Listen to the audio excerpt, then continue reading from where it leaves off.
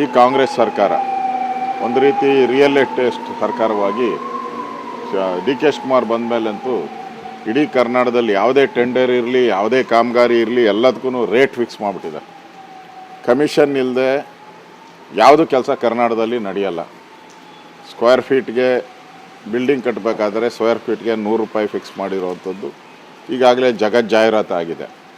ಆ ದೃಷ್ಟಿಯಿಂದ ಈ ಸರ್ಕಾರವನ್ನು ಕಿತ್ತೊಗೆಯೋ ದೃಷ್ಟಿಯಿಂದ ಒಟ್ಟಿಗೆ ಹೋಗುವಂಥ ಒಂದು ಪ್ರಯತ್ನವನ್ನು ನಾವು ಮಾಡ್ತಾಯಿದ್ದೀರಿ.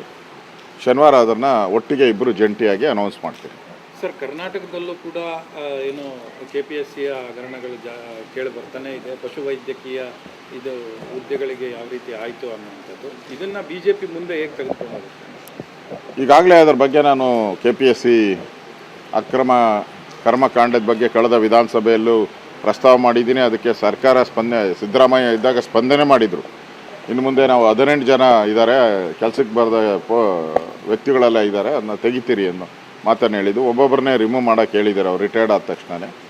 ಬಟ್ ಅಲ್ಲಿ ಆಗಿರೋ ಕರ್ಮಕಾಂಡವನ್ನು ಇವತ್ತು ಒಂದೊಂದೇ ಬಯಲಿಗೆ ಬರ್ತಾಯಿದೆ.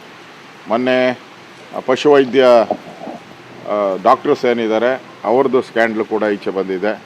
ಈಗ ಕಾರ್ಪೊರೇಷನ್ನಲ್ಲಿ ಇಂಜಿನಿಯರ್ಗಳ ನೇಮಕಾತಿ, ಅದರಲ್ಲೂ ಸ್ಕ್ಯಾಂಡ್ಲ್ ಈಚೆ ಬರ್ತಾಯಿದೆ. ಎಲ್ಲ ಅಕ್ರಮಗಳು ಇವಾಗ ಒಂದೊಂದೇ ಹೊರಗಡೆ ಬರ್ತಾಯಿದೆ.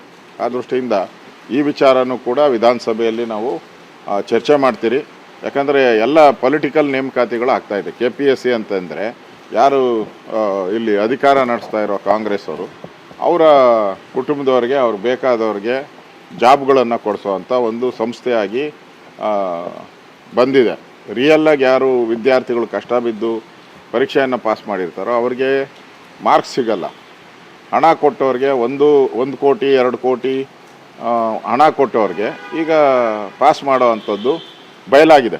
ಈಗ ಆಡಿಯೋನು ಕೂಡ ರಿಲೀಸ್ ಆಗಿದೆ. 80 ಲಕ್ಷ ರೂಪಾಯಿ ಡಿಮ್ಯಾಂಡ್ ಕೊಟ್ಟಿರೋ ಆಡಿಯೋನು ಕೂಡ ರಿಲೀಸ್ ಆಗಿದೆ. ಮತ್ತು ಬೇರೆ ಆಡಿಯೋಗಳು ಬರ್ತಾಯಿದೆ. ಆ ದೃಷ್ಟಿಯಿಂದ KPSC ಕರ್ಮಕಾಂಡ ಮತ್ತು ಈ ಸರ್ಕಾರದ ಇನ್ವಾಲ್ವ್ಮೆಂಟ್, ಅದರಲ್ಲಿ ಕಾಂಗ್ರೆಸ್ ಸರ್ಕಾರದ ಇನ್ವಾಲ್ವ್ಮೆಂಟು ಕೂಡ ವಿಧಾನಸಭೆಯಲ್ಲಿ ನಾವು ಚರ್ಚೆಯನ್ನು ಮಾಡ್ತೀವಿ.